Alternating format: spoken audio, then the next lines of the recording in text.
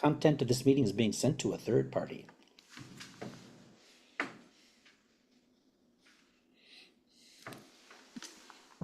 All right, let's welcome Mark Firary. He's doing a tutorial on narrowband processing.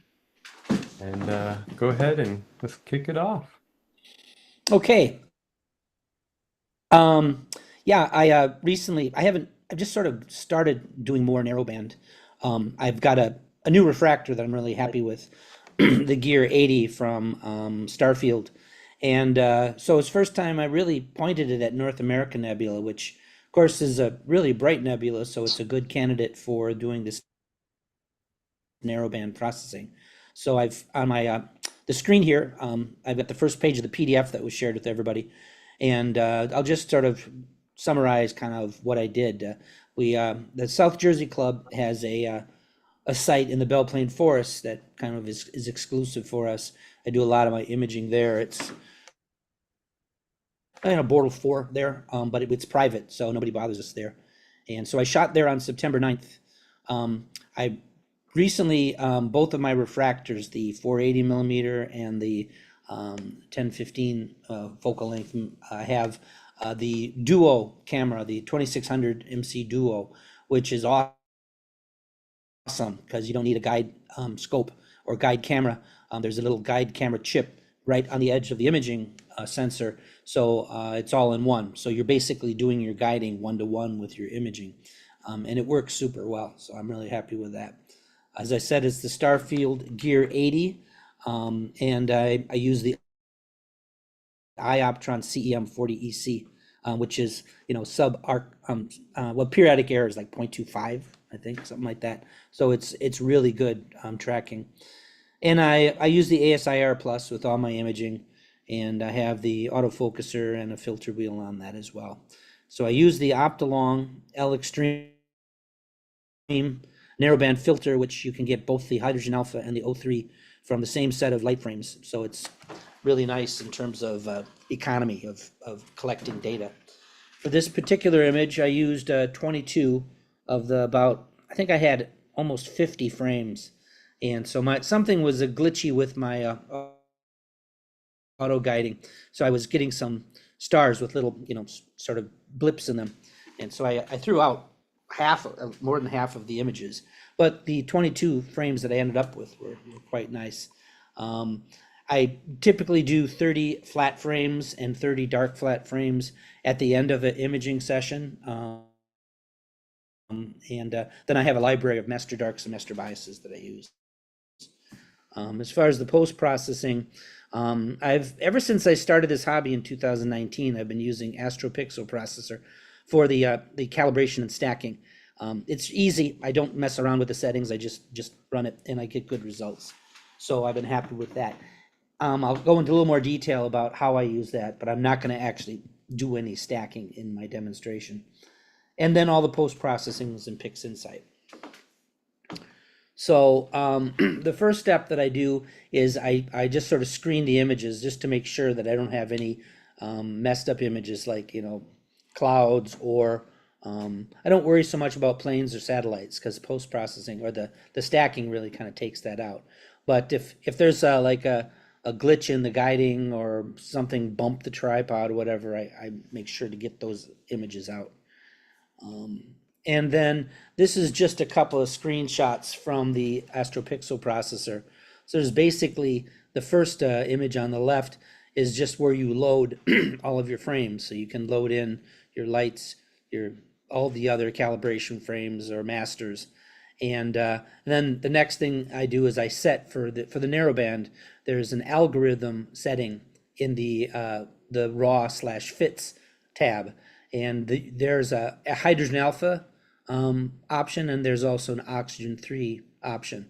And so what I do is I just run the integration with each of those settings, and I end up with two monochrome images, one which just has the hydrogen alpha and one which is just the O3. And then the integration, again, like I said, I just use kind of the generic settings and I just run integrate. And so then what I get is something like this. So this is with auto stretch, of course, the hydrogen alpha stack, and this is what I got out of the O3. So you can see just by cycling between the two that there's definitely different data there. So that's a good sign. That's all I'm going to say about that part. I'm just next going to just briefly summarize how I do the processing in PixInsight, and when I get ready to actually run in PixInsight, I don't mind if we get unmuted and just have a sort of a open conversation as I go through all that. So, any questions at this point?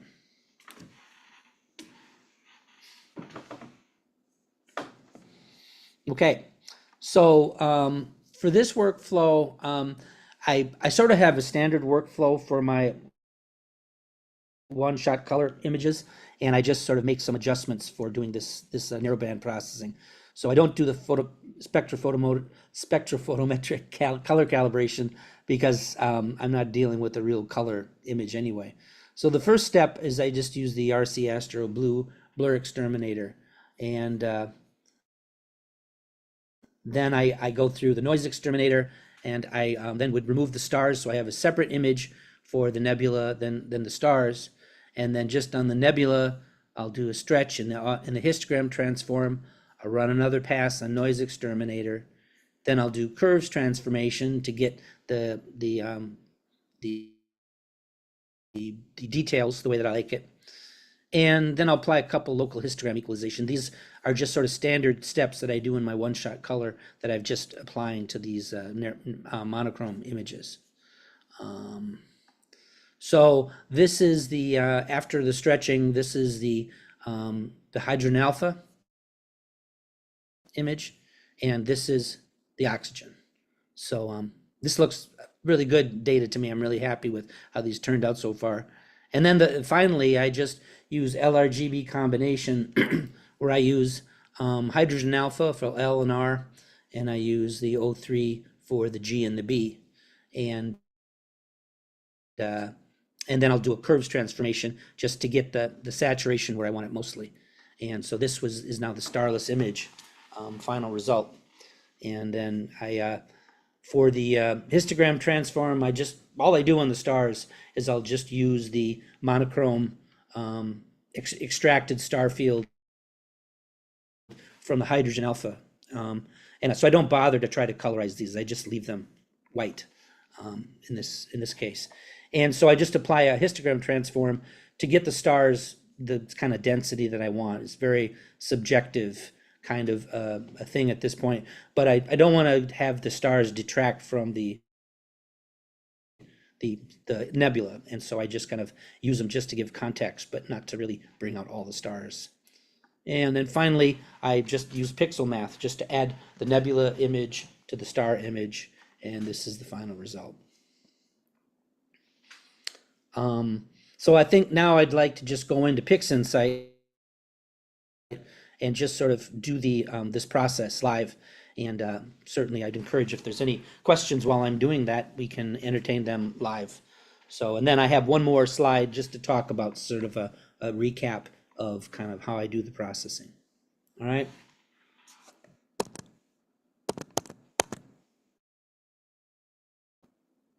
So, so I have two fields that I start with. I've got the hydrogen alpha, which has been auto stretched right here. And then there's also then the O3 image. And so the first step, as I said, is I'm going to move that. So I do the blur exterminator. And so I'll just drag that process over there and run blur exterminator.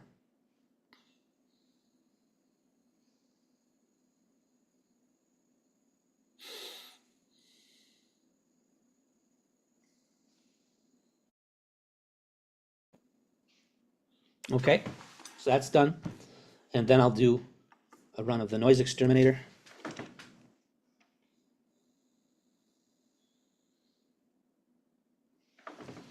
And then I'll extract the stars out.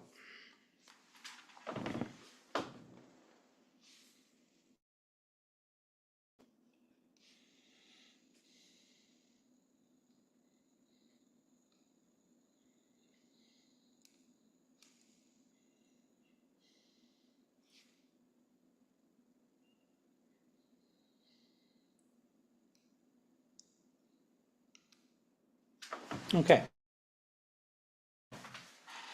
So I'm just set aside the stars for now. And so this is just the raw nebula without without stars.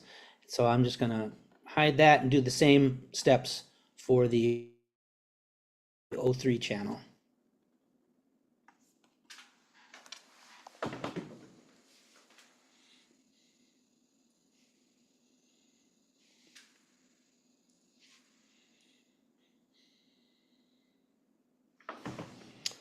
And noise exterminator.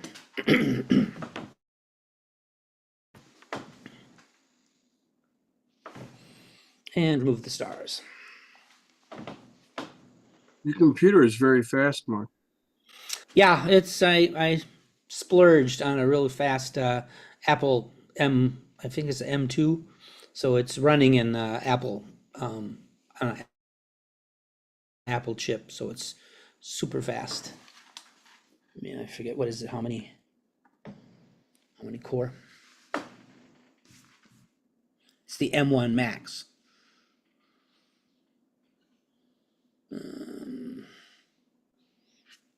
I'm not sure where it says exactly how many parallel processors it has, but it is pretty fast.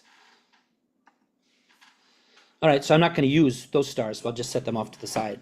So now what I'm going to do is the histogram transform on both of these. So we'll just open this up. First, we'll cancel the auto stretch and then open up histogram transform. And, oops. So I'll do the preview. We'll select the image, which is hydrogen alpha, and then just start dragging the mid-range.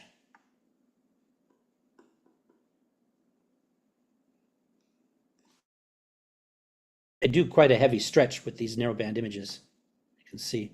So then I'm going to zoom in so I can do a more fine-tune adjustment here and really just crank this to the left.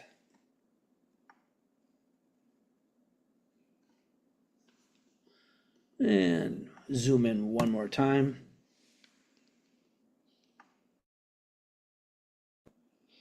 So here is kind of where it gets to be kind of really sensitive. I think if you over crank it, you can actually start to see kind of it's not a smooth transition from the brighter to darker. It starts to get kind of pixelated. But there. So that's pretty good. I do really kind of the final stretching and curves. So I just want to make sure my histogram is not being truncated on the left and that it's stretched to cover up, at least a third or so of the histogram is showing up on the range of the histogram there. So I think I'm just going to leave that be, and I'll go ahead and run that.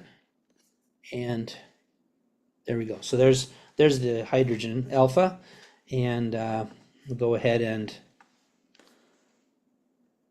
well, why don't we do that in oxygen too while we're at it? So rather than jump around.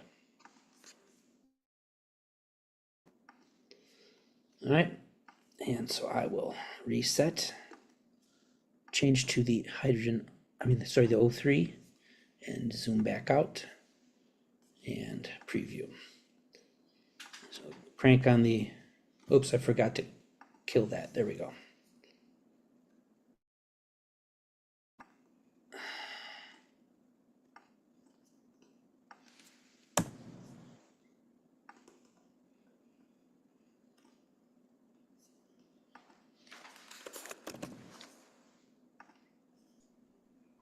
Hey, Mark, there was a question in the chat Yes. that said, at this point, what is it that you're trying to achieve in this particular process?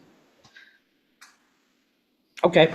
Yeah, let me talk a little bit more about that while I'm doing it. So what we're doing conceptually, at least, is when we take these images and astrophotography images, they tend to be just all crushed over to the left side, meaning that you've got no signal pixels, there's nothing there, and you've got very, very, very, very dim is the brightest pixel. And so what we're doing is we're basically saying, well, there's no data all the way, on the right side of the histogram. So if I would just amplify the intensity of the really, really dim pixels so that make them like almost white, or at least much closer to white, I'm not losing any information because there's just nothing off on the right side of the histogram. So, so we're basically taking that very narrow range of very dim to very, very, very dim, and just making that the new black to white, so to speak. And so by adjusting the mid-range and the left side, the shadows slider, I'm basically trying to get the brightest pixels moved more to the right and get the pixels that are not totally black as close to the left. So when I'm dragging the mid-range, you can see the histogram gets wider. So those dimmer pixels on the right are moving closer to white. And then when I drag the shadows, I'm eliminating all this black space where there's nothing there. And so the objective is to get a histogram that's kind of not clipped on the left, but spread out enough to the right so that I can see more detail.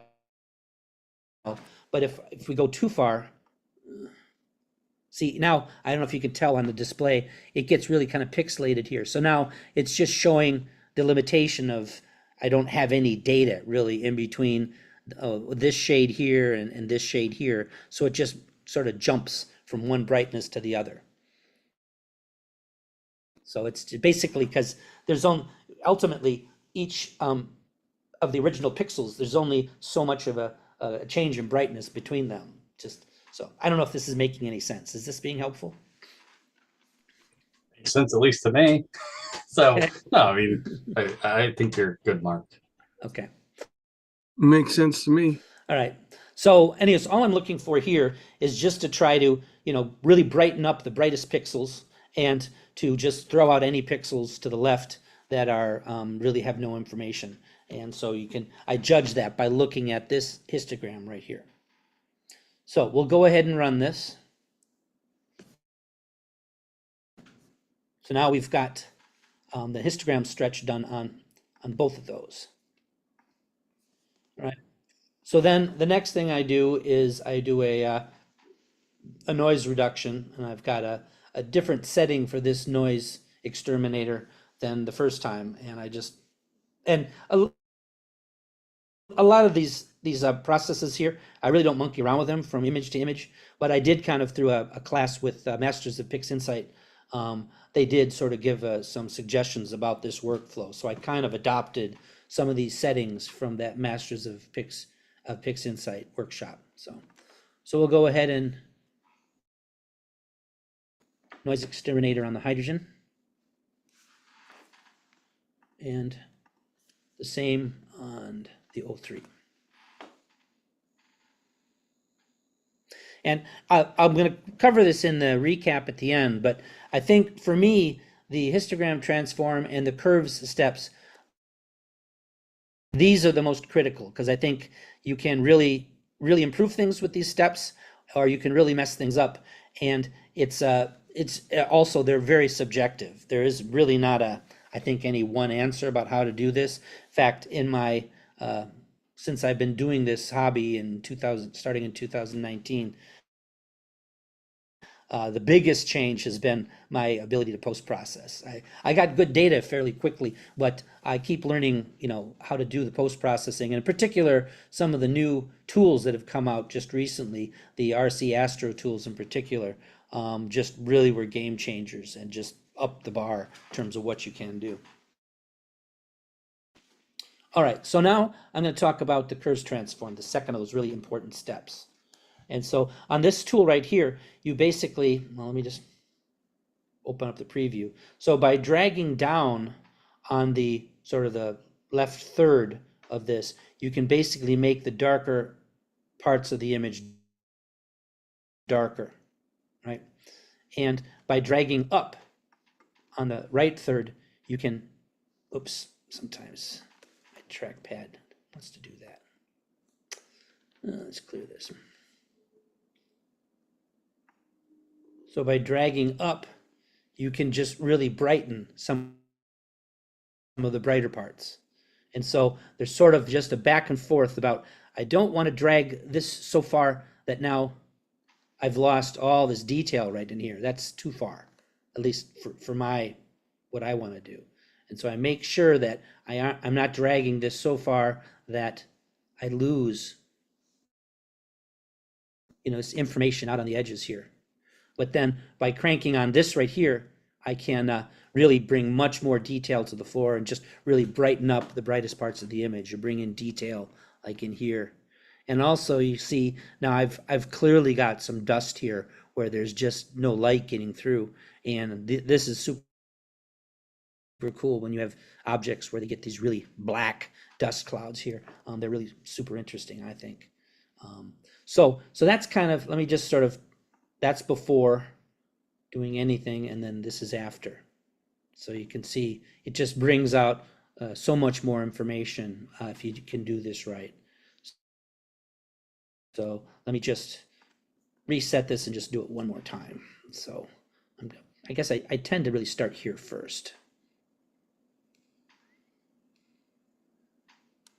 See, now at this point, I think I'm starting to oversaturate. I'm losing detail in regions like here.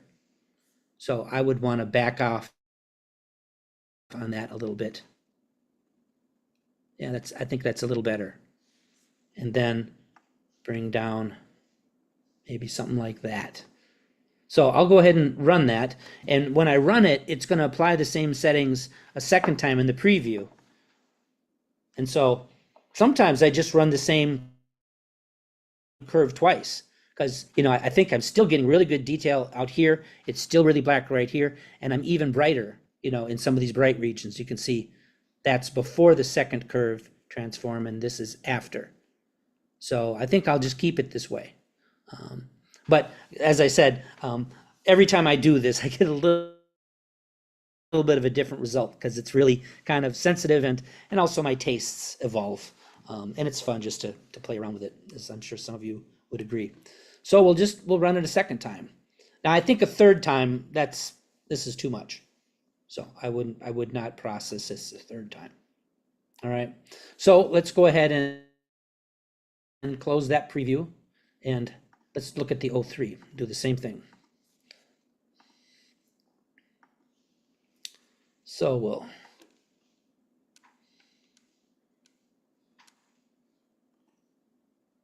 see now this, you're starting to see some noise right here, this graininess. So I probably am going to back off a little bit on this, because I don't want to see that. I think that's better, I think. And then I'm probably not going to do a lot here, because I'm going to lose information. So man, this very minor adjustment here. The 03, it seems, tends to be dimmer than the hydrogen alpha.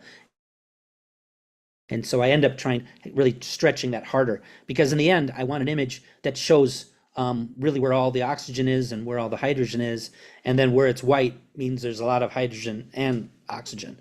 And so even though I'm not trying to be scientifically correct in measuring how much oxygen is there, I just want to highlight where the oxygen is in the image. So that's sort of the thought process there. So I'm going to go ahead and apply this curves transform. And now you can see it's automatically applied it a second time. I have to decide if I want to do that.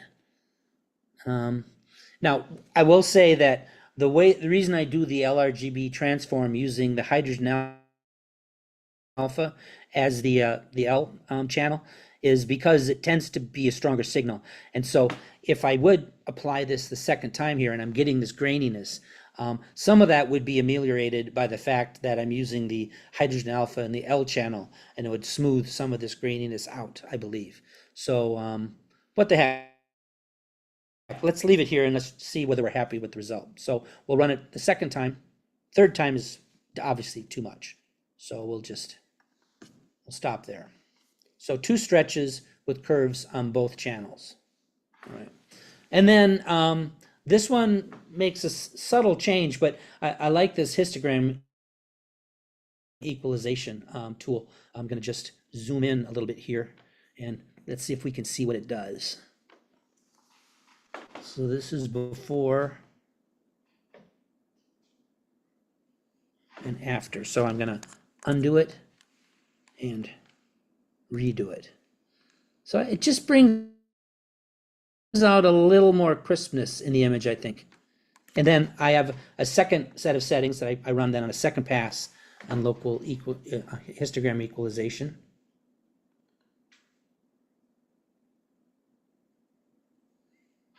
Okay, and this is before, and this is after. I think you just get a little more signal when you do that. So anyway.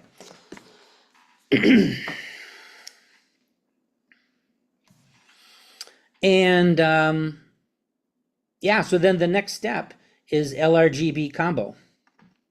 And this is pretty generic. I just choose hydrogen alpha, which seems to always end up on the top of the pull down menu there. And I'll use it also for the red channel.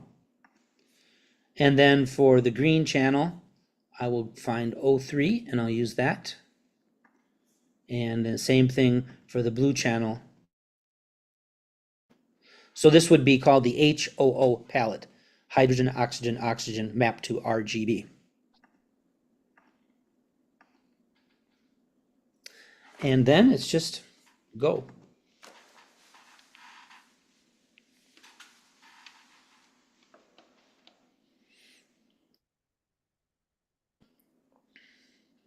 There we have it.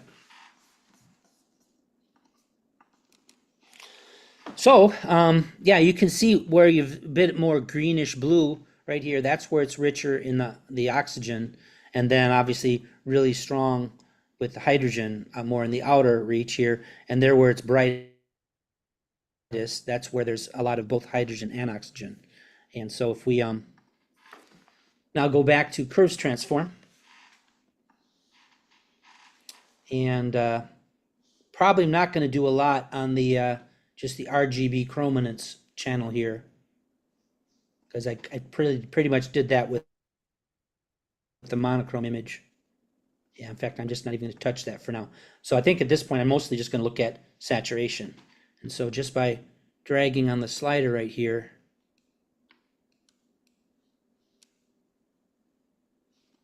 oh, that's didn't react right away, so I'm going to back off a little bit on that. So that's the result I get this time around. I'm not as happy with this result as what I got the first time around. I just came upon a better combination. I think particularly in the histogram transform is where you really makes a difference with this image. So, but let's just go ahead and apply that.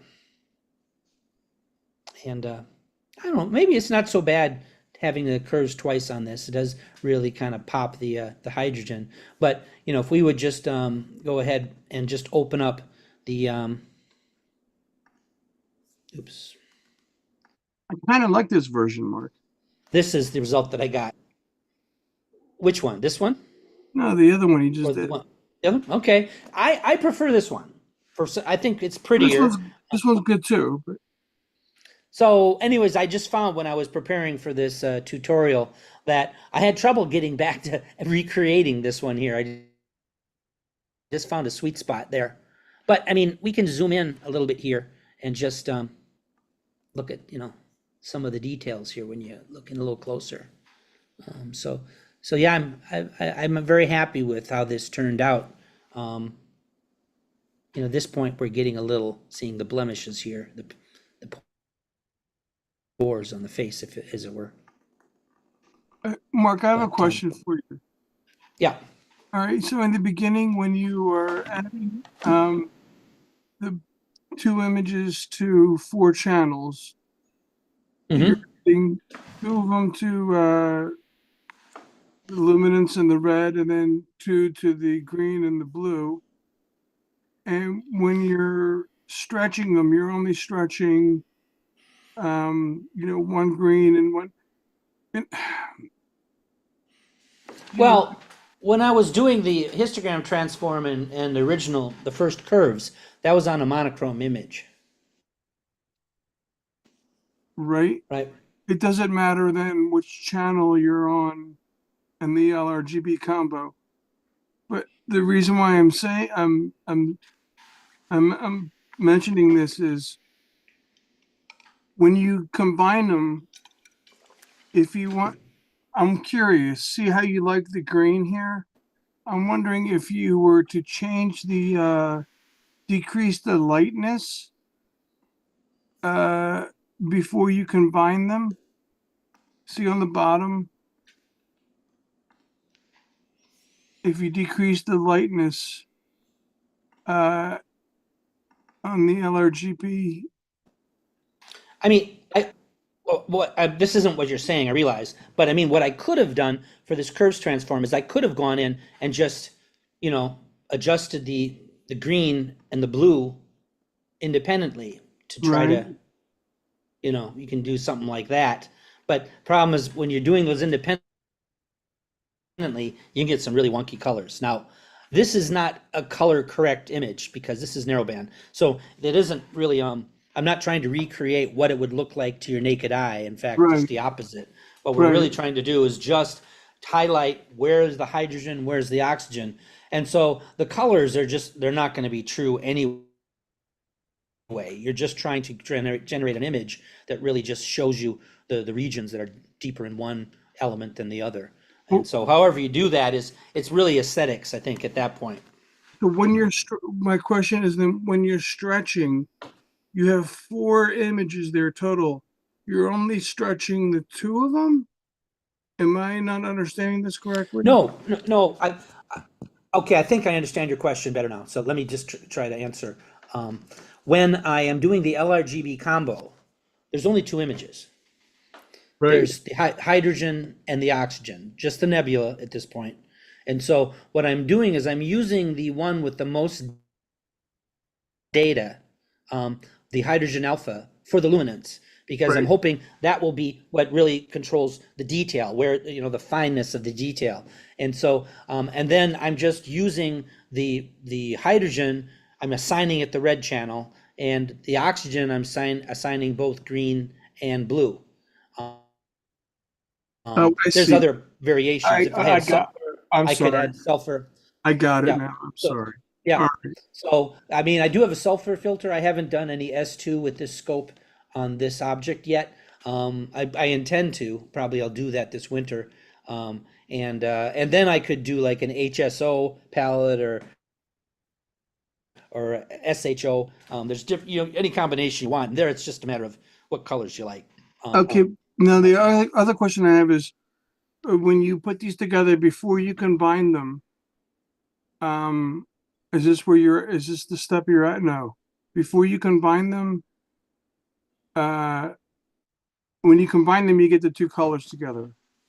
Bef uh, Before you can combine them, you can get 2 different strengths by highlighting um, uh, if you decrease the lightness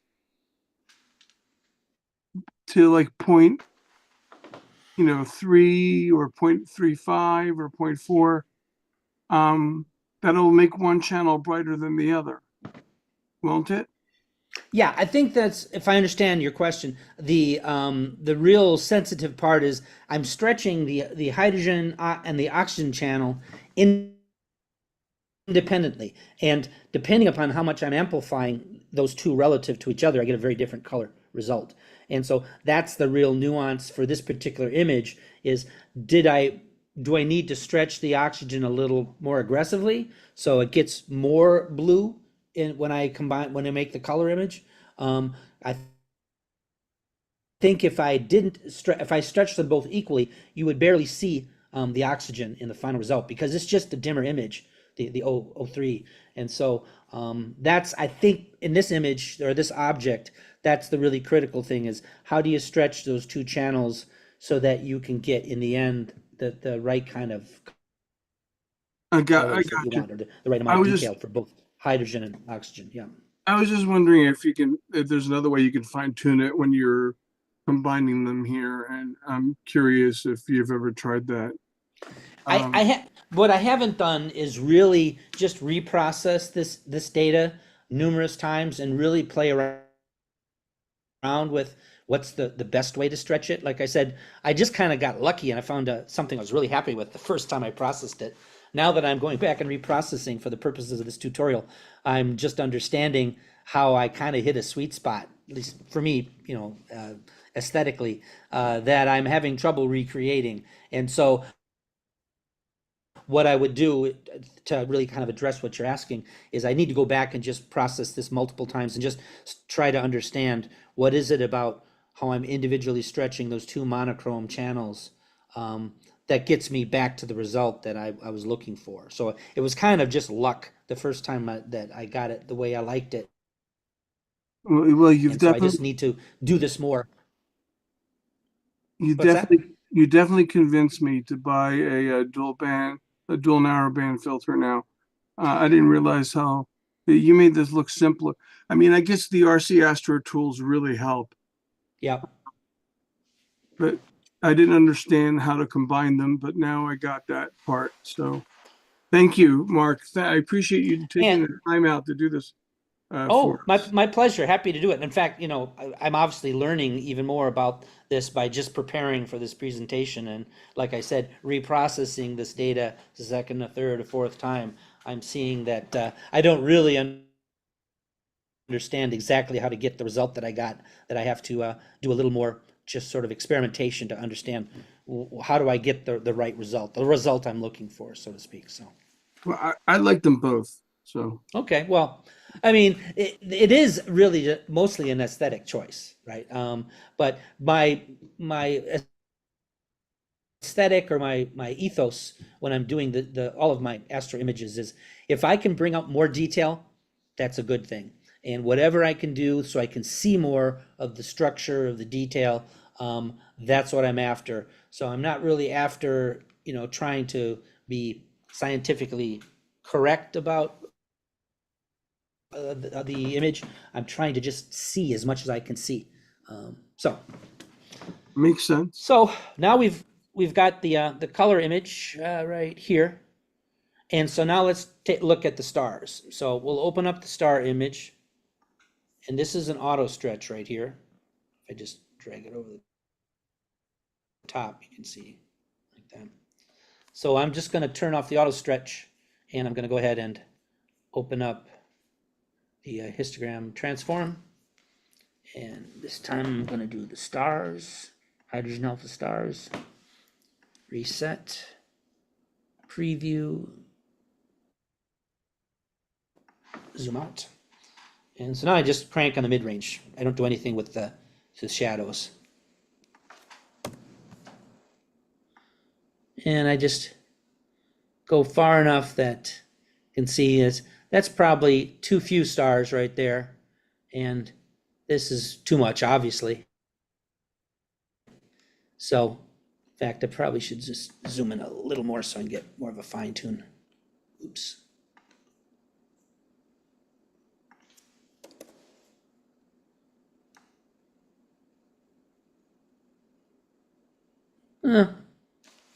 Let's try that. I mean, like I said, I go back and forth about, depending on the object and depending on what mood I'm in, how much I crank on the stars.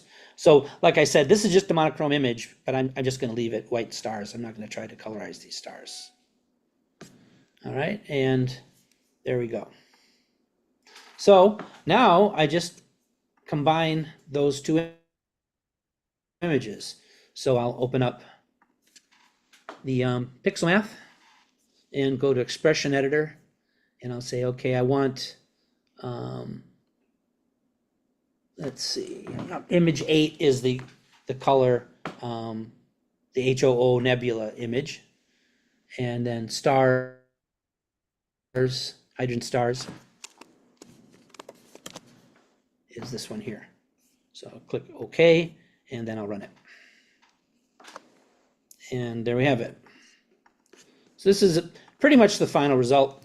I do have things, I will use the color profile, which supposedly helps compensate for differences in computer monitors, so that the colors that I see on my monitor here, when they open on their monitor, it's got the right color profile, so the colors are the same.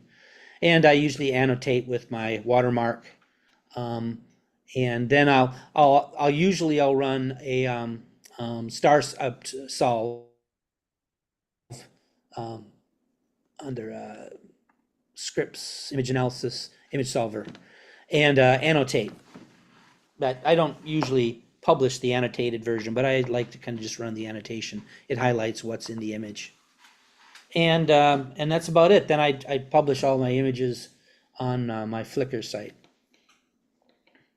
So why don't I just I'll jump back to the deck here and just go through the final slide. So um, as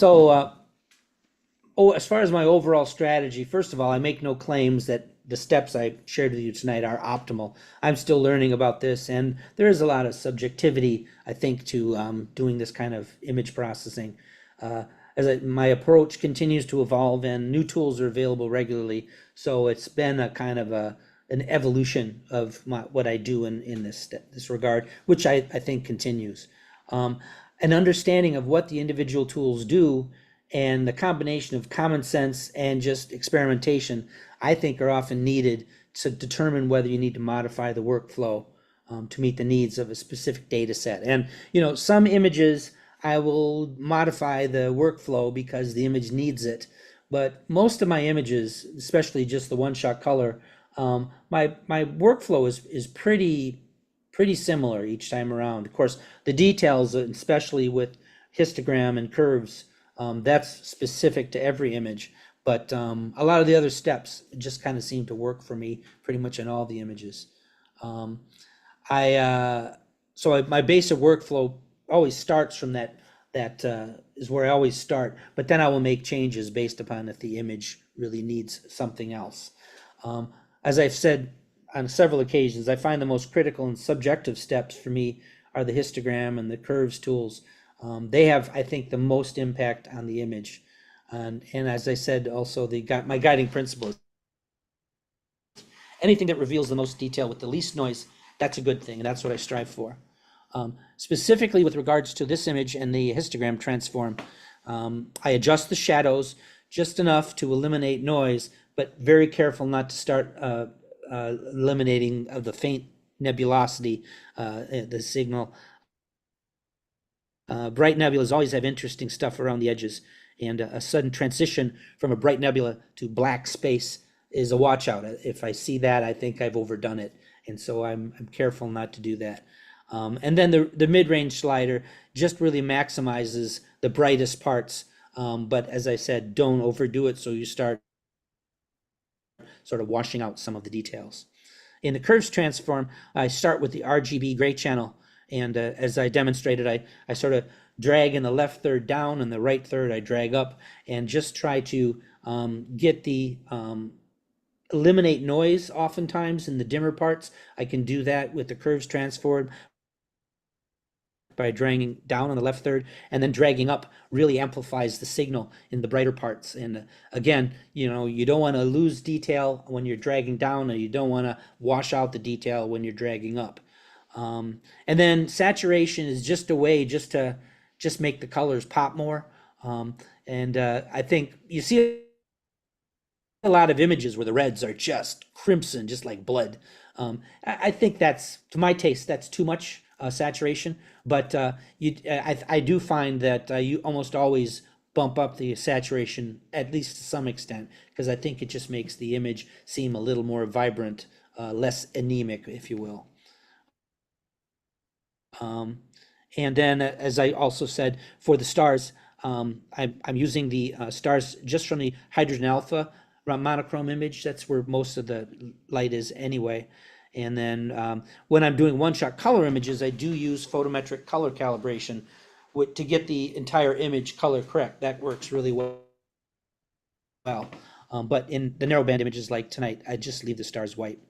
And then I just adjust the histogram transform just to get the right amount of stars. I don't want to distract from the nebula, but I do want just sort of a frame of reference, a context by using the brighter stars.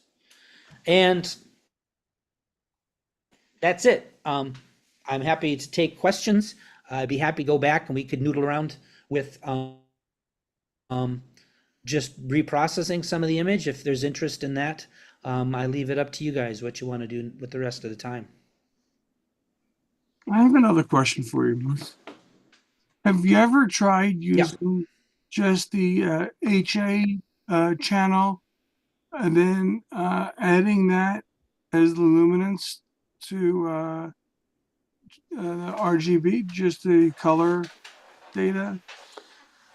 Once or twice, I think. I don't think Or- I've really given it a real serious effort. It is something I'm interested in.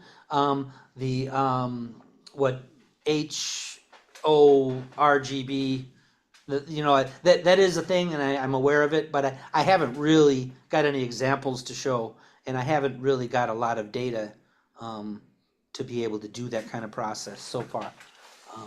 There's a lot you can do, as you see, especially with something like North American Nebula, just with those two channels. But it would be, I think it would be another order of magnitude difficult to figure out how to get that right, to combine all those things, because there's just a lot more variables. But I do see wonderful images that other people have done with that approach. Just haven't really put enough of a effort into it so far. Yeah, because I have an HA filter and I have data on the Flame Nebula, just the HA part. And, obviously it's all red. And I want to know if, you know, how to combine that. I haven't tried yet. I guess I would have to collect the corresponding color data without the filter. But I would probably have to put the HA in the channel, which would probably be luminance, correct? I'm trying to see. I thought there was a tool for narrowband processing where you could combine hydrogen alpha, um, or maybe what it is what you do is you you have the RGB, and then what you do is you, like you said, you can use the hydrogen alpha maybe for luminance channel. I don't know. I'm actually just not remembering. If I had the PixInsight manual in front of me, I think I would find what I'm trying to remember. But I thought there was a tool specific for to creating these kinds of narrowband images, but I'm not finding it under color spaces here. Yeah, I So I should. don't know if anybody else knows.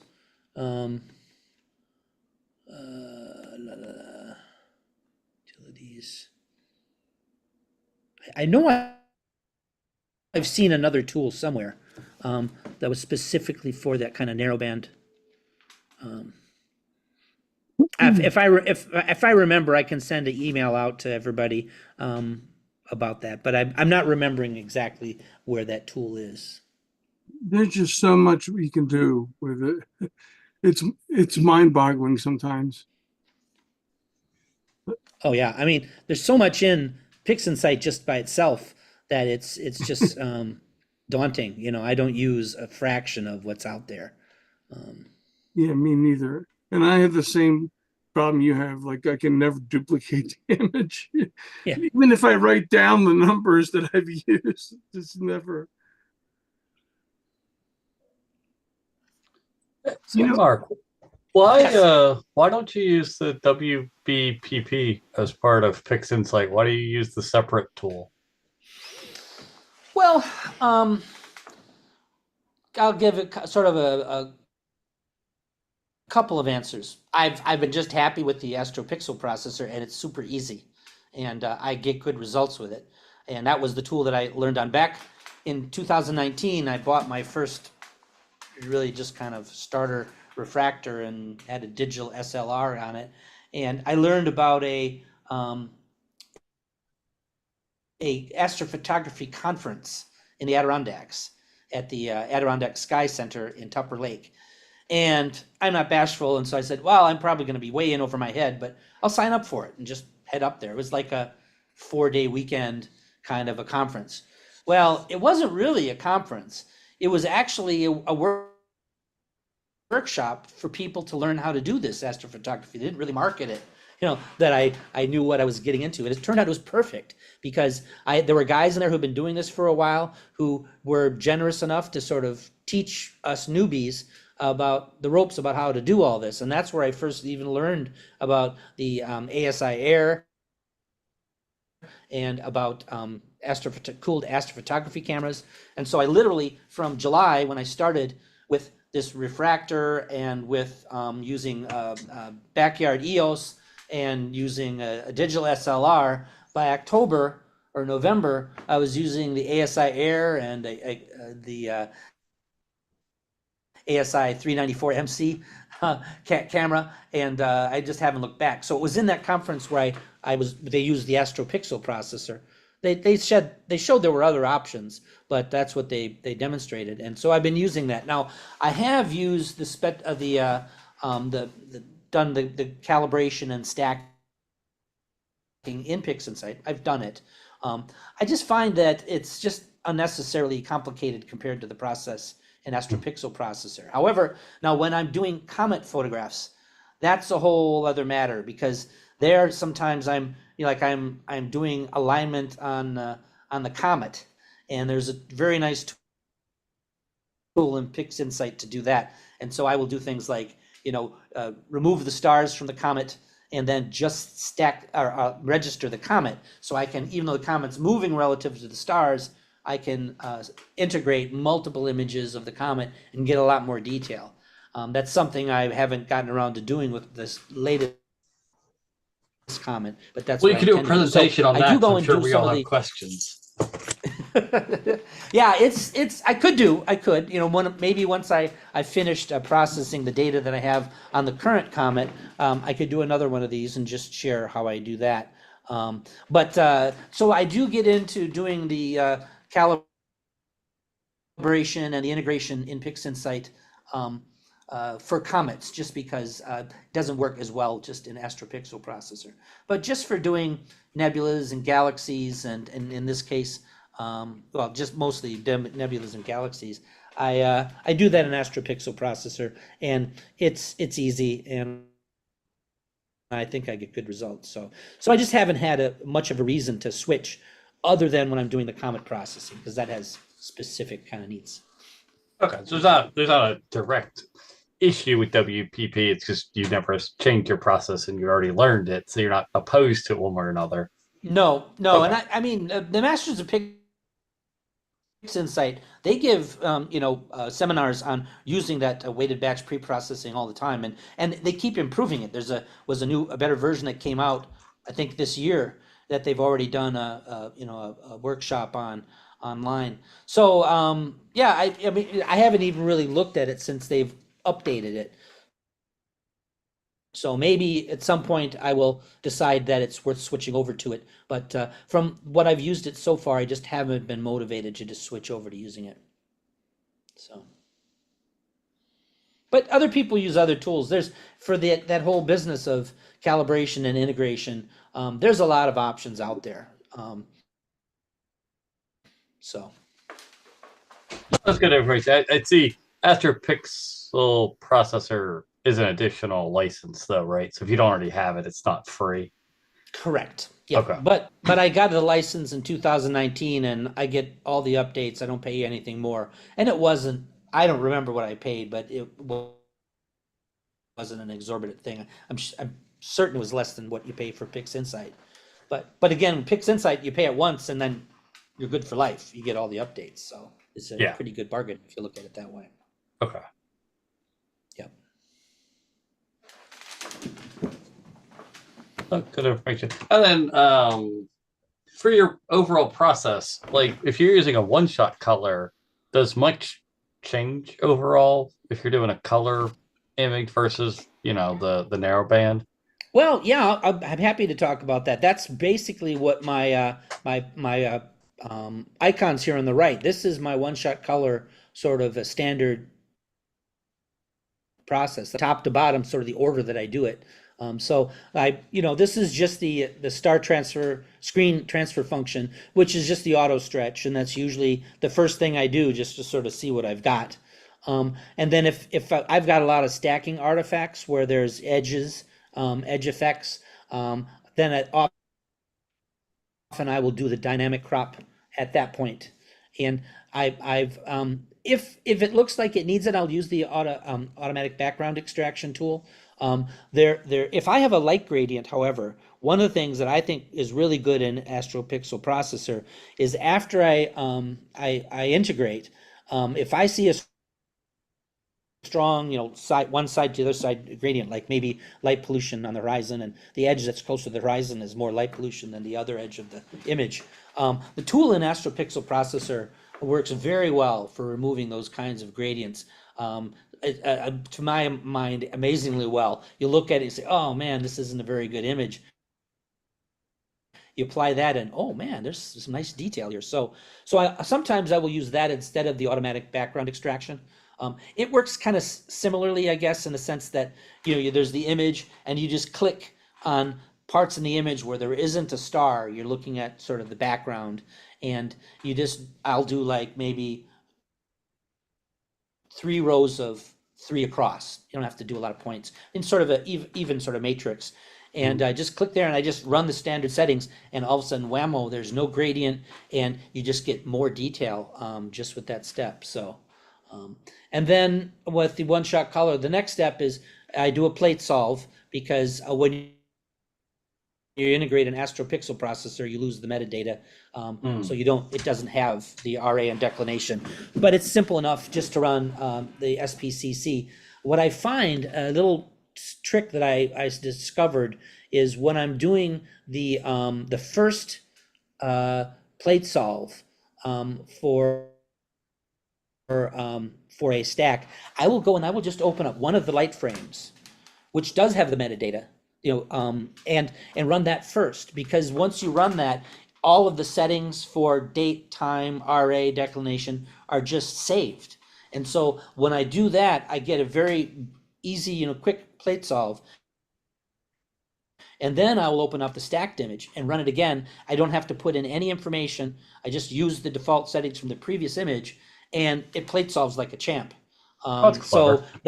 It just really works. So I just do it every time, because I never have to hunt around with, trying to play with, what was this particular stack, where was it pointed, and how was it rotated, or anything like that. Well, I guess rotation, you don't have to worry about it. It comes out in the wash. But, I had another thought. Now it just slipped my mind. Wasn't important, I guess. So then I'll run the spectrophotometric color calibration, and I don't know if you guys are familiar with it, but what it does is it basically compares all the stars in your image to the actual color of the stars in a catalog, and it then does a regression. So it basically adjusts the white balance to get it closest to a linear curve, and it'll show you then, like any kind of a regression chart, it'll show you the line and then where the actual stars are fitting on that. And so if you get a nice tight grouping on the line, then you just had a really good correlation between the star database and the colors of the stars in your image. And so it works nice. And isn't it funny? I remember what I was going to say, and then I kept talking, and now it slipped on my mind again. I tell you guys, don't get old. It's just, it's heck. So then, I'll do the blur exterminator, the noise exterminator. I'll remove the stars, do the histogram transform on the nebula. So a lot of those are the steps that I did with the narrowband. If I have a real high dynamic range in an image, sometimes I use the high dynamic range multi-scale transform. So I have that parked here. I don't often use it, but this is when I would use it if I did. And then I have a different set of settings for a second pass on noise exterminator. And then, like I did tonight, curves transform, histogram equalization. I'm not using this noise reduction here, this SCNR tool. I used to use it a lot. What it does is it essentially removes green color when you don't want it. And the trick I learned is if you invert the image and apply the tool, it tones down the magenta. So if you've got too much magenta, just invert your image, do a pass on this SCNR tool, and you'll just scale back the magenta without screwing up the other colors. And then I will do, like I did tonight, the histogram transform on the stars and the pixel math. So really, I just, I didn't do the dynamic crop. I didn't do background extraction. I didn't do spectrochromatic color calibration, but otherwise, I pretty much did the same process. So I Okay. just eliminated a couple of early steps was the only difference. But that's just, I was coming at it with a starting point of one shot color, and yeah, it doesn't make any sense to do photometric color calibration on a monochrome image. Just Yeah, I mean, I know like your and besides, because transforms are different when you have the color image because you got to do all three channels and make sure they line up. So you'd spend more time on your transforms, but overall, it seemed like it was a similar process. yeah, I don't know if this is just something I just sort of came up with or I learned it from somewhere, but I do sometimes. I will individually do the histogram transform on the three different colors, so I get the peaks to sort of overlap. They line up, and that seems to give me a good result. I'm not sure if that's correct, but that does seem to work for me too, where I, I do those independently when those three color curves are just not on top of each other. I watched some YouTube videos. There's a guy, Peter Zelinka, that he did Pix Insight for Dummies in 2024. So like he just recently did it. And I mean, your workflow is very similar, same concepts and things. It's nice to see a lot of the repeated information and things to understand it. I will say your process goes a lot faster. Well, I was prepared for that comment because I do have a pretty fast Mac here. And one of the other, I think this is what I was going to tell you, and I keep forgetting. I did download the star data for the plate solving. The Gaia So databases. I'm often processing yeah, yep. So I have that local. I downloaded those gigabytes of data, and so when I want to do the plate solving, I don't need an internet connection. And also, it's just faster because it doesn't have to download that information off the internet every time you do a plate solve. So that is something that does definitely speed up anything associated with the solving the image. Okay. I guess various different settings for your different tools and all of that. Are you able to share your PixInsight like workspace so that way we get the same settings and look at them? Because you got like your LH Well, equalize and all that. it's pretty much all in the it's pretty much in the PDF that was Okay. shared. Okay. That's why I did it because it does show a screenshot of each of those processes with the settings. So you can try to recreate my workflow from the information in Okay. that deck, I believe. Yeah, no, I see the screenshot. Like I opened it up. That And I was see the like primary yeah. reason that I did that. Okay. No, that makes sense. That's Yeah. appreciated. I mean, of course, if you have questions or whatever, I'd be happy to try to answer them. But I did do a screenshot of each of those processes that I used tonight so that you do know what the settings are. What's the difference between noise reduction number 1 and noise reduction Yep. number 2? Yeah, it's in the screenshot. So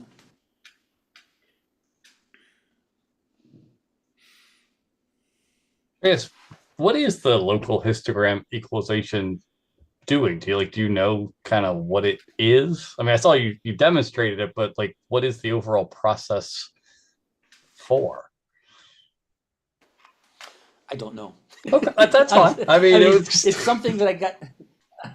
I mean, I'm an engineer, and so I maybe at least should have some kind of a working knowledge of sort of what it is doing exactly. I learned about it, and I frankly bogarted the settings from that Masters of Pix Insight workshop that I did, where I said, and I found that it does seem to just give you a little bit crisper image. It's doing some kind of maybe noise reduction at a small scale, would be my guess. But I think you could probably get you would definitely get a more truthful or accurate answer if you just did a little bit of research that I haven't gotten around to doing yet about what it certainly does. Mhm. I mean, it's got the word local histogram equalization. That's what it does, whatever that means.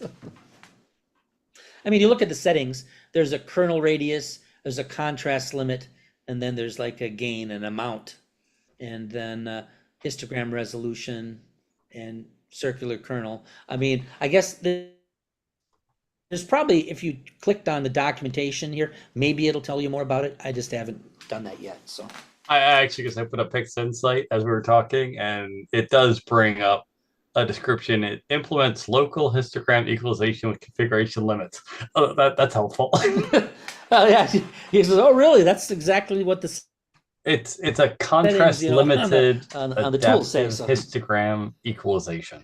It's to So the look, main it's, purpose of the process to enhance local contrast and visibility of structures in low contrast regions of the image.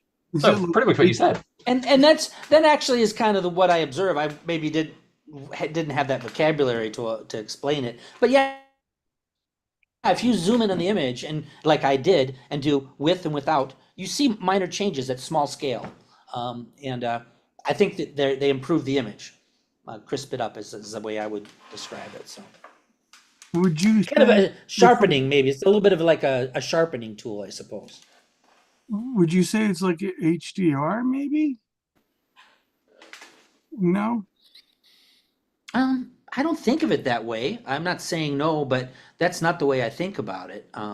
Because I mean, it's- looking at it, Lou, it's more manipulating the histogram, Because but it's manipulating specific parts of it. I think HDR is a bit different on what HDR is actually doing. I don't think HDR is histogram related. well, you get more contrast with HDR depending on the settings. So I wonder if there's an element of that.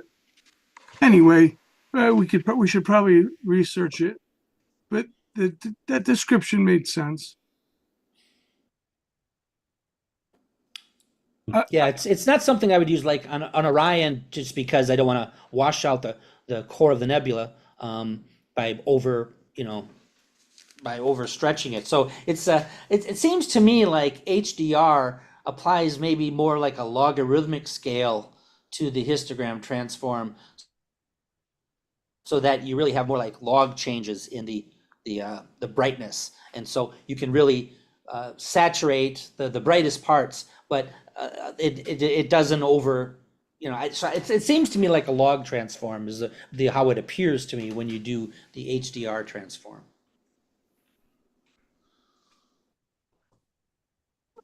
So, Mark, I have That's two just the way it questions looks to for me. you. Yeah. All right. So first thing to make this clear, even though this is a narrow band image, you used a one-shot color camera to do this. Yes. To collect the data. Now, the camera you used, could you tell us a little bit about how the Duo works with respect to one that doesn't have the, one where you would need an off-axis guider? Sure. But I will. This isn't a question I think you asked, but it made me think.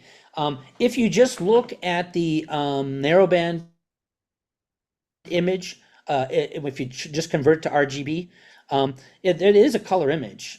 It's just that when you use the narrowband filter, at least in astropixel processor, it understands that this range of frequencies on that color image correspond to hydrogen, and this other range corresponds to O3, and so it just selectively uses only those frequency ranges and creates a monochrome image. That's what it's doing in astropixel processor to create those two monochrome stacks. Okay. But your question was about one-shot color, and the Duo in particular. And so if you look at the business end of the Duo, it looks like any other cooled astro camera. There's a big a sensor, postage size stamp approximately sensor. But on the Duo, there's another very tiny sensor along the long edge of it.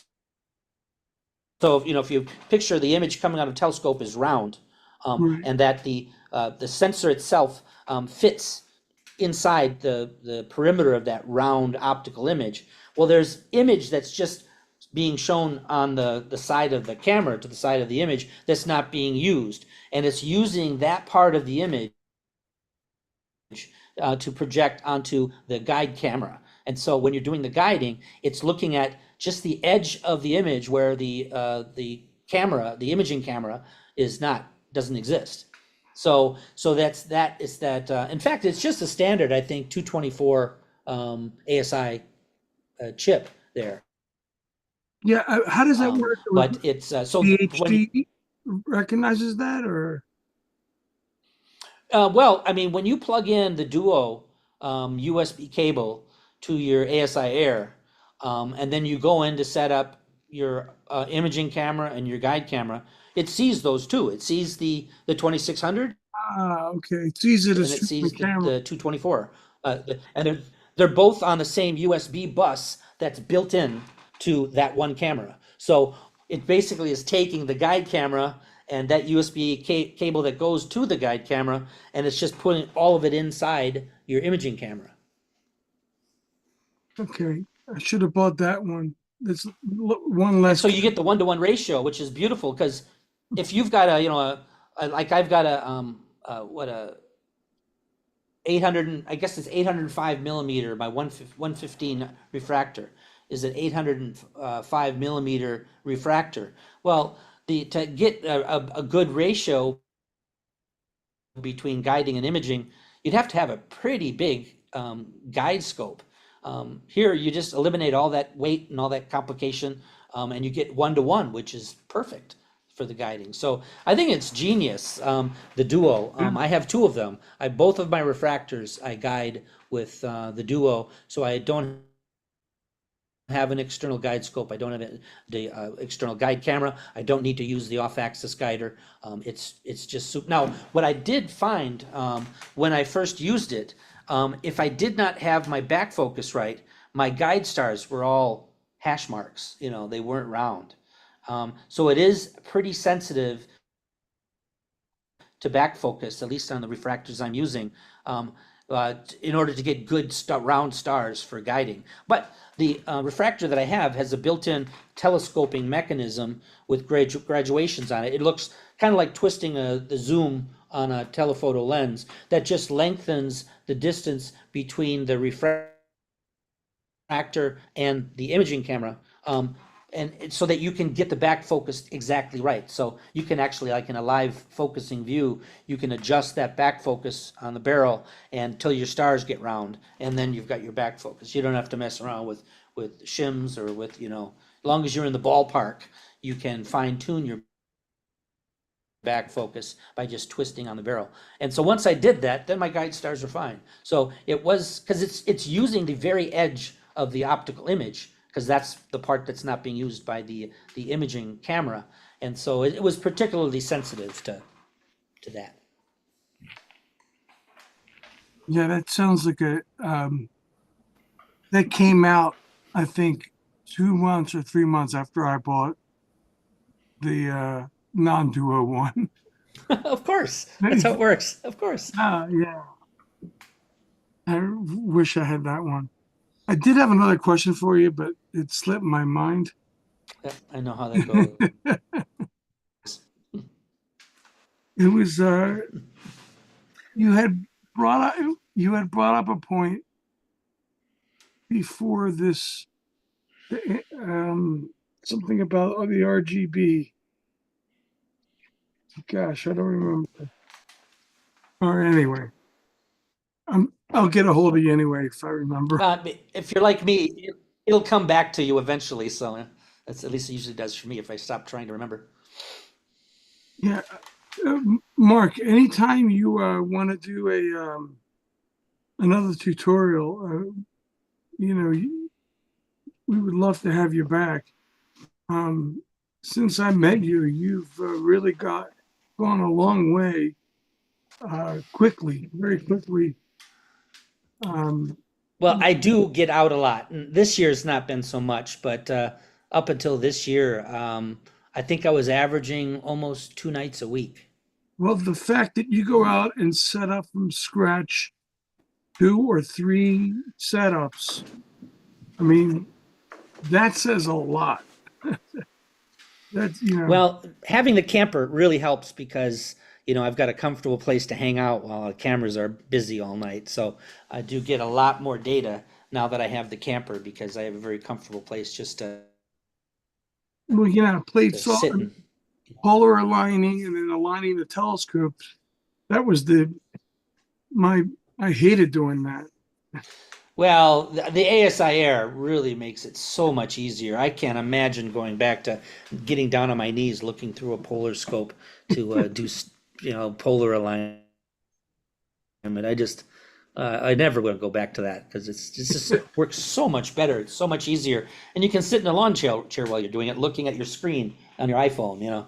So it's just it's very civilized to the ASIR. So Once you use an ASI air to pull her along, you realize the other thing isn't actually alignment. It's just in the ballpark. yeah, exactly.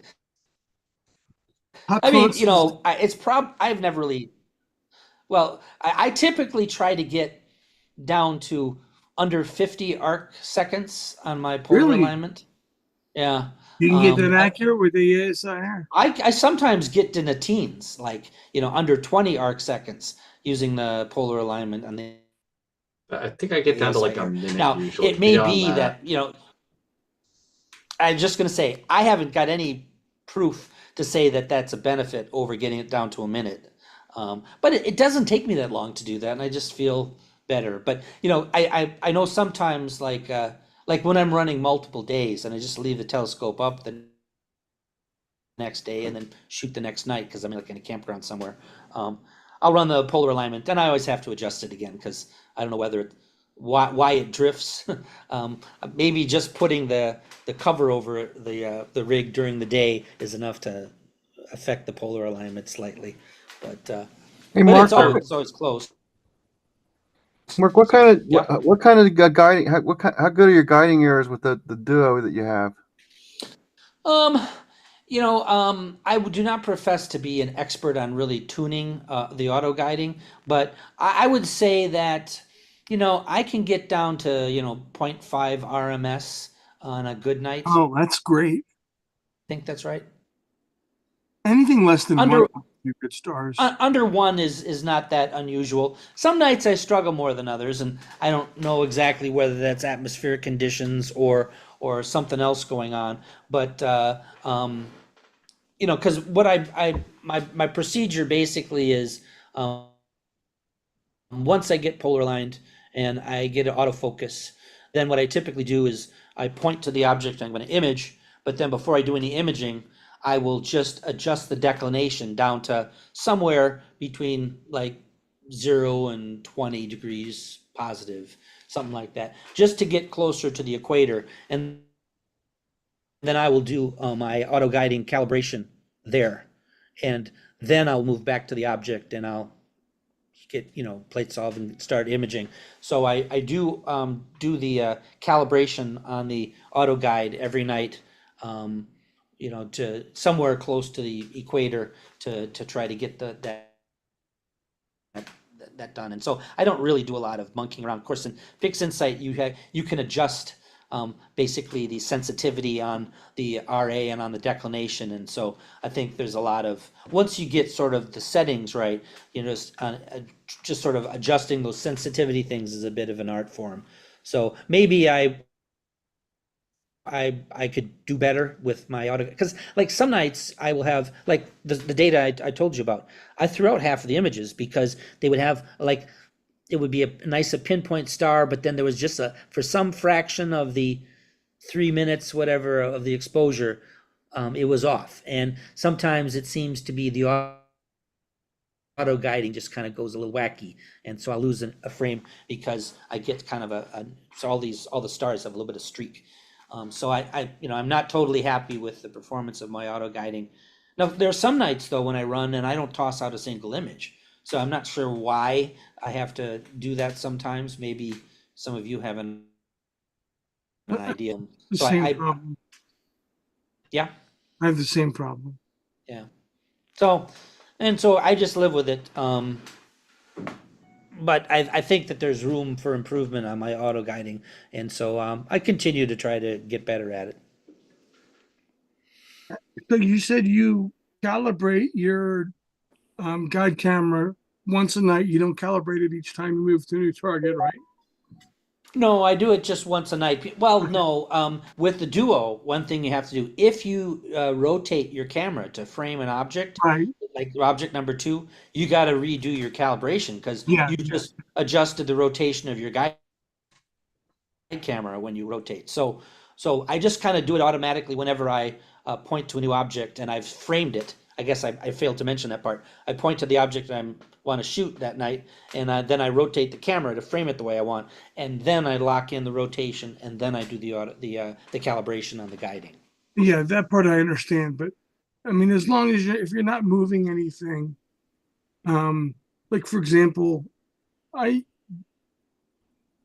sometimes I don't calibrate my guider for a month or two if I'm not moving the orientation of the camera. Yeah, and Because with me, everything, because it's going into a padded case in a car every night, right? there's just lots of opportunity for you set it down and the filter wheel pushes on the bottom of the case and now it's No, I rotated the understand. camera. Right, So in my case, I have to do it just because I'm tearing down almost every night. of course. Now I remember the question I wanted to ask you.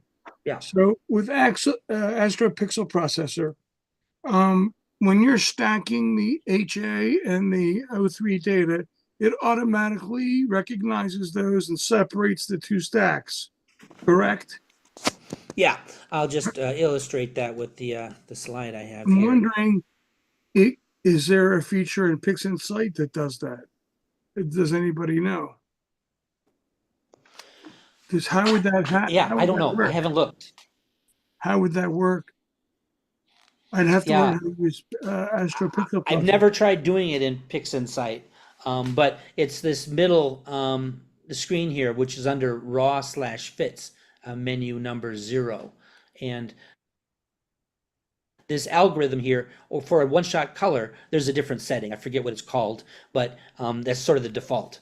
But when I'm doing a narrowband image, this Optolong filter, I just run the same exact files here, all the light frames, everything. I just run it twice, once with this setting and once with the O3 setting.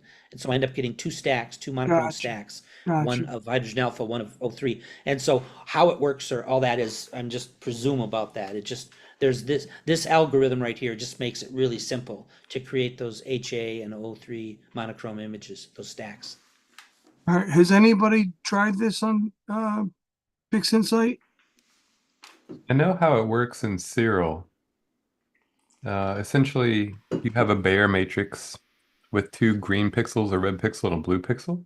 Right, So it takes for hydrogen alpha, that would be the red, it takes the red channel, pixel only, and then it upsamples it 2x to make it max the resolution of the other three pixels. but I Hmm. mean, HA is very specific. It's 656 nanometers. Yeah, and so with the notch filter, like a narrowband filter, like a dual band, the light that goes through that band only will excite the Right, photons of the red pixel on the sensor. got it. I That's see. how the split happens. Okay, that Okay. makes sense. Let's look at So that's not really a serial thing. That's just how the camera records the image coming through the narrowband filter. Is this designed so that the R pixel Yep. So I presume picks this up is one of the narrowbands? exactly. So I presume this is doing a similar thing. The main catch is you are losing resolution on the red axis, which is one reason some people like to use mono cameras for narrowband. Oh, But for the sure. convenience Yeah. is king, honestly, I tell you. oh yeah, but if you don't have No, one, I'm very well of that well aware of that trade-off. I don't even have a monochrome astro camera. I only have one shot color. And I've done that because it's just so much faster. Yeah, You yeah. know, No, you do you're you shooting make twice. It's amazing. You're doing yeah. it's so beautiful. Yeah. So I mean I don't think the extra work is worth it for me, I don't think it's but worth it then again I've anymore, never tried honestly. it. But I've just Yeah. So I you don't know know how fully to I've do it, but I opened up WBPP and on the post calibration screen, there's a channels configuration and under debayer, there's a separate RGB. And if you hover over it, it says demosaic interpolated images can be generated as combined RBG images as where are you? separate RGB channels stored as monochrome images. So, I mean, it looks like it probably has it. Like, there's probably more to Where are understand you, it. Scott? On the Uh, post calibration? yeah, Under, under post under, calibration, like channels configuration on the right hand side. got it. Under So, combine RGB. yeah, do the drop down and you can see separate RGB. So, you know, I don't know what it does, but Combined and separate. you can And then research it. recombine. Yeah. There's got to be a way to do it. I mean, I bet you, what's his name? Adam, whatever his name is. Atom block. Yeah. Has a tutorial on it. Generate rejection and preserve white balance. No. I would bet that there is a workshop in Masters of Pixin site, which would be right on point for this.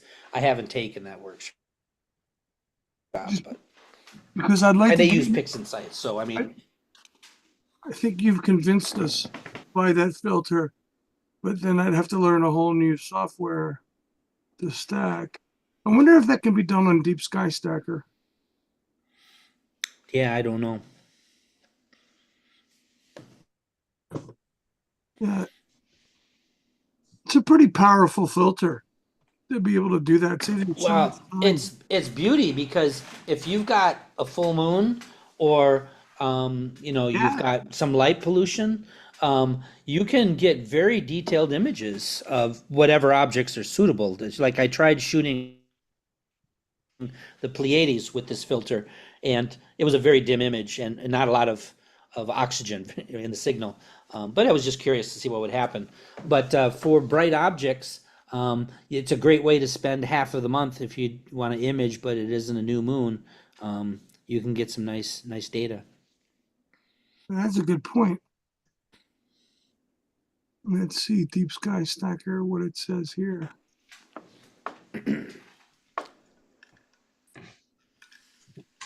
Yeah, if anybody figures that out, post something in the forums.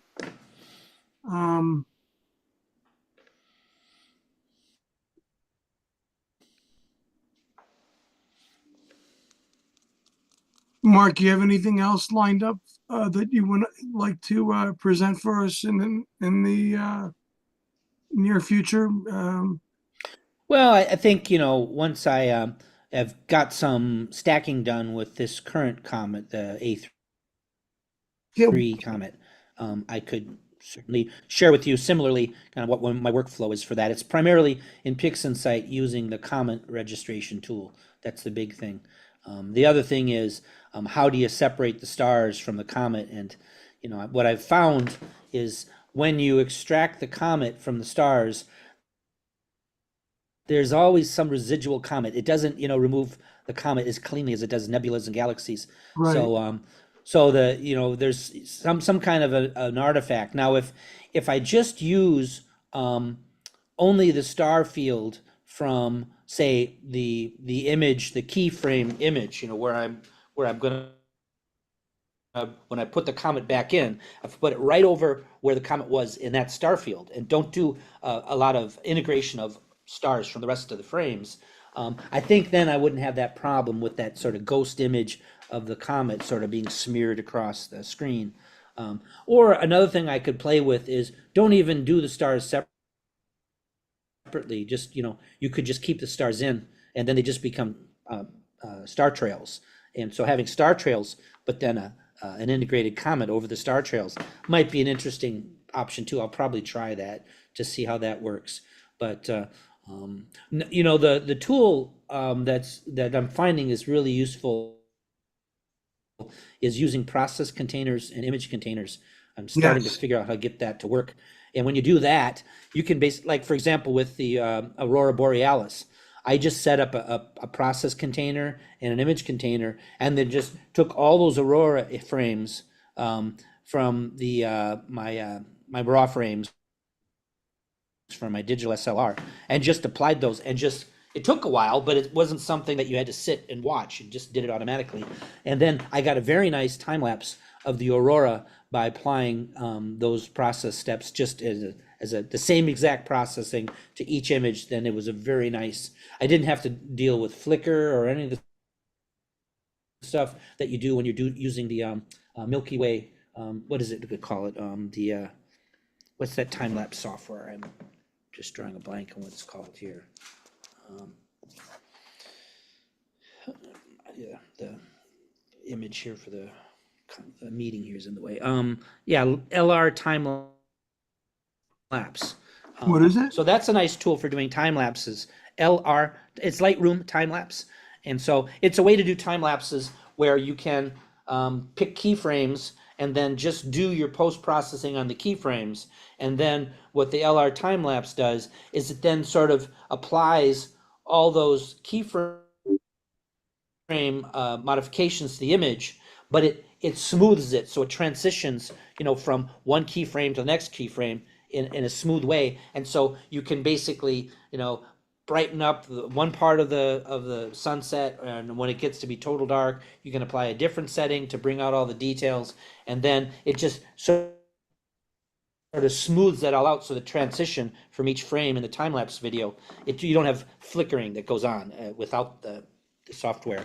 So, but then again, there's not a lot of change in how I process an Aurora image, because it's not like going from daylight to sunset to total dark, which is what you can, with the LR time lapse, you can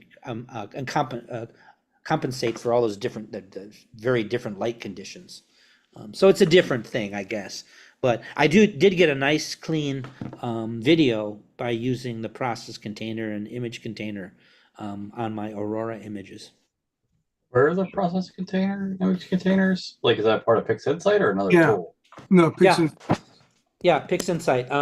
I sometimes have trouble remembering how to find them because I don't use them every day. But if you go into here. image container is in the process menu right here. And if you go into all processes under P, there's process container. So process container is like if I do, say I want to apply blur exterminator and noise exterminator and star exterminator and then histogram transform and then noise exterminator and curves, and then the two local histogram equalization.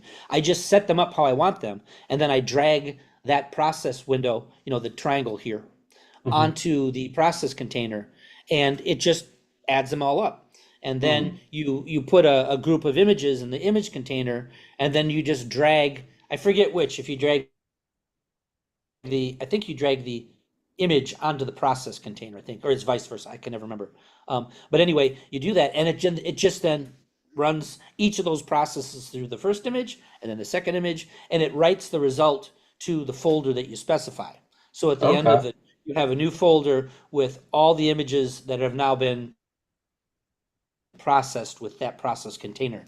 And so, oh man, it's so much better than just manually dragging each of those icons to one image, saving it, Right, and then, right. because once you start it, you go get a cup of coffee, you go to bed, whatever. Go to sleep and then you come back the morning. Yeah, exactly. Mark's computer. So I had there was some bugginess about it crapping out on me, and I'm not sure what I did to solve it. I thought it was something about I needed to maybe debayer the raw file, because I was dealing with digital SLR cameras, not FITS files. But whatever, I just went to just the raw image and just processed the raw image with the steps that I just described, and I didn't need to debayer it or anything. Bayer it just kind of. Or wait a minute. No, now I'm not even remembering. I'd have to go back and look. Maybe I did need to do the debayer, because when you do the integration, it kind of does the debayering happen sort of automatically in Astro Pixel processor. So I think I did need to just run debayer. So then I had an image container of the debayered images, and then when I applied all those steps, I think that's how I got it to keep crashing. Well, I bet your computer had all that done in 10 minutes. Well, it was a lot slow. I mean, you saw how long it takes me to process one stack into a finished image because it goes pretty fast with my workflow and with this computer. But when I was doing those, I think I did maybe 300 images, maybe. And that took, I think, an hour at least, or maybe a couple hours. I didn't sit around and time it. I just went away and came back. So All right, so next month we're actually looking for speakers for Gary said he might be able to present. I think he said he found a way to completely eliminate the comet artifacts. If anybody remembers, John, do you remember that? I'm not sure. I don't know if I'm remembering correctly or not, but and Mark, you said you also have a technique. That would be very useful. We have a couple people doing comet processing. Now, what I wanted to do was, I don't know if the comet's going to be in the right spot or not, because right now from my observatory, the comet is hidden by trees and houses. yeah, If it gets high enough before then, I was going to track the comet separately from the stars. So the stars move while the comet's moving. And you can do that with PhD as long as you can manually type in the RA and DEC speed, or you can download the latest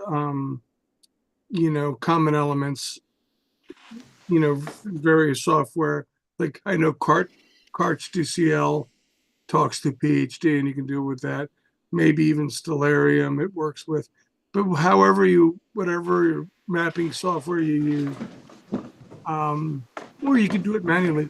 But that looks really cool. I have one example of that, of a comet moving that way on my Reddit page. And that's for the only reason why I have it there. It's the only page that was able to post it where it would actually be animated. I couldn't get it to move anywhere else. Unless it's on my Astrobin page. And the other thing I did want to mention too, before you go, Mark, can you please post your Flickr page, link to it, yeah, so sure. that I'll do everybody it right. can look at your stuff? It's pretty easy if you just remember my handle, JAZRUNNER. That's the handle there. So the URL is pretty simple, but I'll just pull it up. It's My Jazz screen, Runner with one Z. That's what one gets Z. me. Yeah, I always put the two Z's. yeah. I did that just to be contrary. So yeah, it's like Flickr.com, photos, Jazz Runner, albums, but I'll just copy this and paste it. No boiled badger. Yeah, what happened to Boiled Badger? No, that's my watermark. Well, Jazz Runner is an email. Boiled Badger is just. I actually have the website boiledbadger.com. Where the hell did you come up with Boiled Badger? Well, I grew up So in Wisconsin. gross. I grew up in Wisconsin, which is the Badger is the mascot of the University of Wisconsin. But I got my engineering degree at Purdue, which are the Boilermakers. So I'm a boiled badger. Honey, what are we having for No, dinner that actually tonight? makes sense. And I couldn't believe it, but that website was available when I tried to register it, and nobody wanted boiled badger. Yeah, I think people think it's some kind of hillbilly roadkill recipe website or something. exactly. That's what I think of. Like, what's for dinner tonight? Oh, Boiled Badger. All right, did you post that on the chat? No, I had trouble finding the chat window. Now I've got it. There we go. That's all. And you said you only had 3 pictures on your Astrobin site, right? Yes, I have the seahorse. I have I did this image I put there, and I'm getting some really nice comments. And what was the third one that I posted? Oh, I think it was the elephant trunk. I think I did an elephant trunk. Oh yeah, that was right there. Let me just go back to here and let's see. Yeah, so it was this the image I did tonight, and also Is that the rosette? That's the elephant No, trunk. this is the North America, No. I'm looking on and then this is my that seahorse. image is awesome. Yeah, well, I posted it on Astrobin because I'm very happy with it. Yeah, how many hours And was that? let's see, and then this is my elephant trunk. These are both one-shot colors. This is the only narrowband I posted. Let me see the integration on this. Um, You got a really nice where dark is nebula there. 17 hours Yes. Wow. for this, and this was out in like Border 1 skies. So you didn't do this from New Jersey?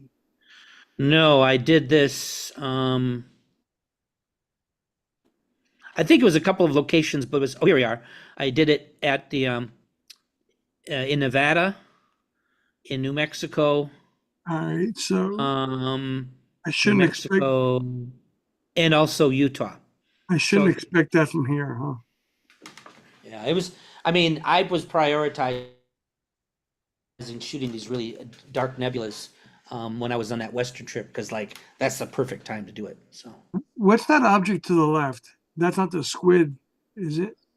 um, it looks like it's LBN 441.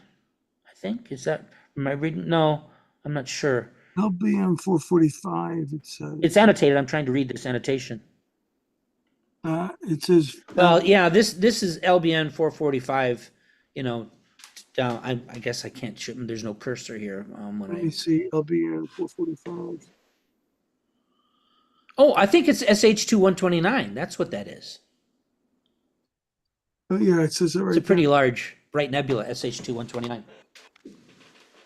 Yeah, I want it's SH2 129. I don't think it has a name. SH2. And then it's also got NGC 6946, which is a little spiral galaxy there off to the right. Yeah, it's on Wikipedia. SH2 129. Yeah, that's the squid. It's got the squid inside of it there. Oh, yeah, I guess you're right. The It's squid it's must it's be. this is a 250 millimeter focal length, so it's a wide field. So you don't have that nice image of the squid there, but Here, take a look at this. Um, what are you going to share the screen? yeah, no. Click on the chat. Oh, okay. Oh yeah, yeah. I need to do this image. I think this might be. I don't know what is the field of view on this image. I don't know. Let's see here. It's Wikipedia. Let's see here. Because I think the squid is pretty small. You'd need a high focal length to get this image, I think. Yeah, what focal length did you use to get to do the seahorse? That was my 250 millimeter Red Cat 51. Oh, dude, So if I used my your if I use SCT. no, I don't really use my Schmidt Cassegrain anymore. That's in mothballs right now. Oh, you should probably. When I build my observatory when I move, I plan to set that up permanently in that observatory and get it nice and collimated and tuned out and start using it more. I have that big ass CEM 70 that's just too heavy to schlep around in the back of the truck. So I'll set up a pier with that 70 and the Schmidt Cassegrain in my observatory, and I'll just leave that as a permanent thing. Oh, you know what? Why is this in French? It says flying bat and squid.